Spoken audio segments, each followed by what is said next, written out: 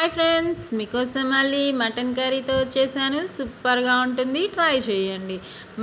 Mutton curry with ములక్కాయ అనమాట. ఇది ఆల్రెడీ నా ఛానల్లో చేశాను, కానీ ఇది ఒక స్టైల్లో చేస్తున్నాను.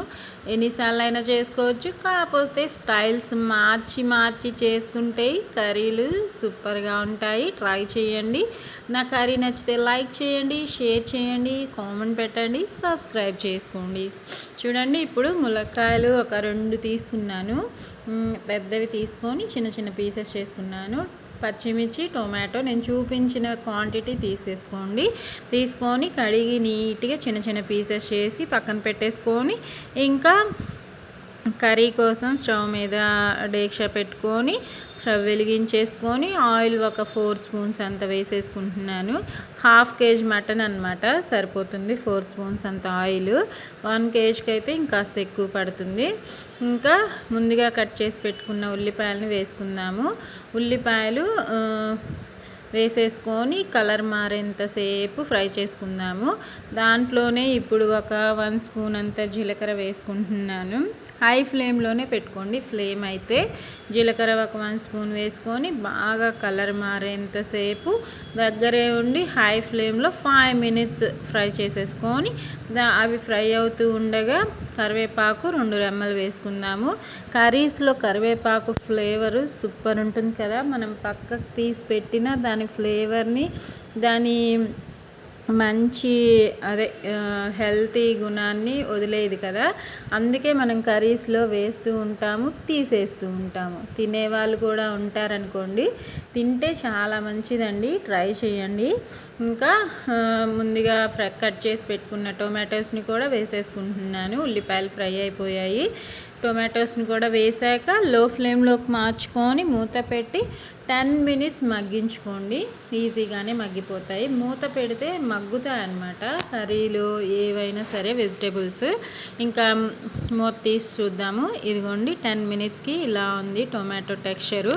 ఈ టైంలో అల్లం పేస్ట్ ఒక 1 స్పూన్ అంత వేసేసుకుందాము. టొమాటో ఫ్రై అయిన తర్వాత వేసుకుంటే మన అల్లం పేస్ట్తో పాటు టొమాటోస్ ఇంకాస్త మగ్గుతాయి. అందుకే నేను మ్యాక్సిమం టొమాటోస్ ఫ్రై అయిన తర్వాత వేస్తూ ఉంటాను. ఎలా అయినా చేసుకోవచ్చండి. మనం చేసే తీరుని బట్టి మన వంట రెడీ అవుతుంది. ఎలా చేసినా సూపర్గా చేయడమే కదా మన ముఖ్య ధ్యేయం.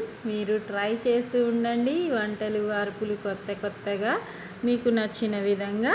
ఇంకా మటన్ని ముందే ఉడికించి పెట్టేసుకున్నాను. ఉడికించి ఒక 5 విజిల్స్ అంతా ఉడికించేసి పెట్టుకున్నాను ముందే. దాన్ని ఇప్పుడు వేసుకుంటున్నాను. ఉప్పు, పసుపు మాత్రమే వేసాను.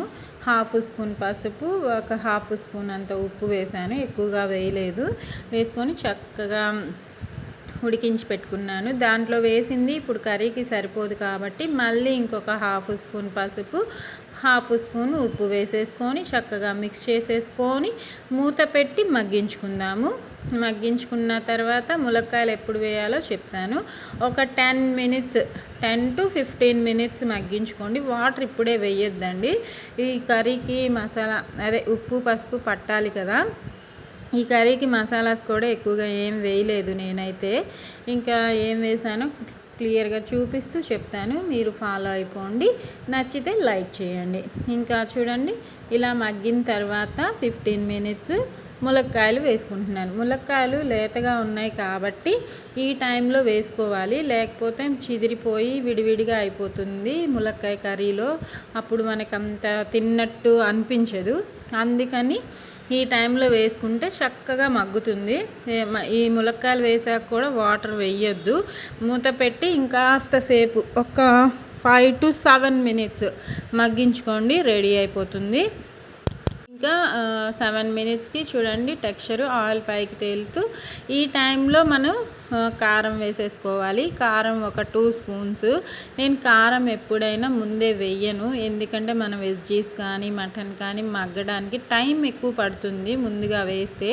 అందుకని లాస్ట్లో మాత్రమే వేస్తూ ఉంటాను. మీకు నచ్చితే ఈ టిప్ ఫాలో అవ్వండి, లేకపోతే మీ స్టైల్లోనే చేసుకోండి. ఇంకా కారం వేసాక వాటర్ ఖచ్చితంగా వేస్తాను, ఎందుకంటే మటన్ ముక్క ఇంకాస్త ఉడకాలి.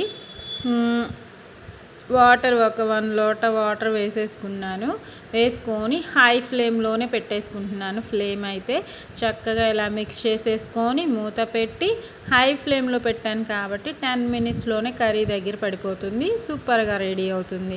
10 మినిట్స్ ఉంచేసుకోండి. 10 మినిట్స్కి ఇలా బబుల్స్ వస్తున్న టైంలోనే మనం మసాలాస్ వేసుకోవాలి. మసాలా అంటే ఏం లేదు, ధనియాల పొడి, గరం మసాలా కలిపి మిక్సీ పట్టుకున్న పౌడరు, ఒక 1 స్పూన్, మర్చిపోయి కారం వేస్తున్నాను, మళ్ళీ వేసుంటే ఎక్కువైపోయేది, ఇంకా తిట్లు తినాల్సి వచ్చేదండి. ఇంకా మళ్ళీ ఎలాగో పక్కకు తీసేసుకొని ధనియా పౌడర్ వేసాను. చెప్పాను కదా 1 స్పూన్ అని చెప్పి వేసేసుకొని చక్కగా మిక్స్ చేసి, నేను ఇంట్లోనే రెడీ చేసుకుంటాను. మసాలా పౌడర్ ఏది కావాలన్నా సరే ఇంట్లో పట్టుకున్నది ఫ్రెష్గా ఉంటుంది, ఫ్లేవరు బాగుంటుంది, టేస్ట్ కూడా చాలా బాగుంటుంది. ఏ కల్తీ లేకుండా మీరు ట్రై చేయండి.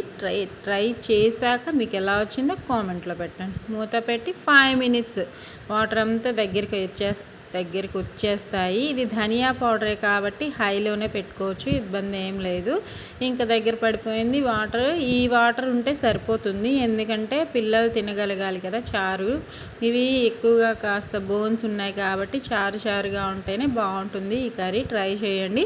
కొత్తిమీర వేసుకొని గార్నిష్ చేసుకొని వేడి అన్నంతో కానీ, చపాతీతో కానీ, పరోటాతో కానీ తింటే ఇంకా మాటలే ఉండవు. తినండి, ఎంజాయ్ చేయండి.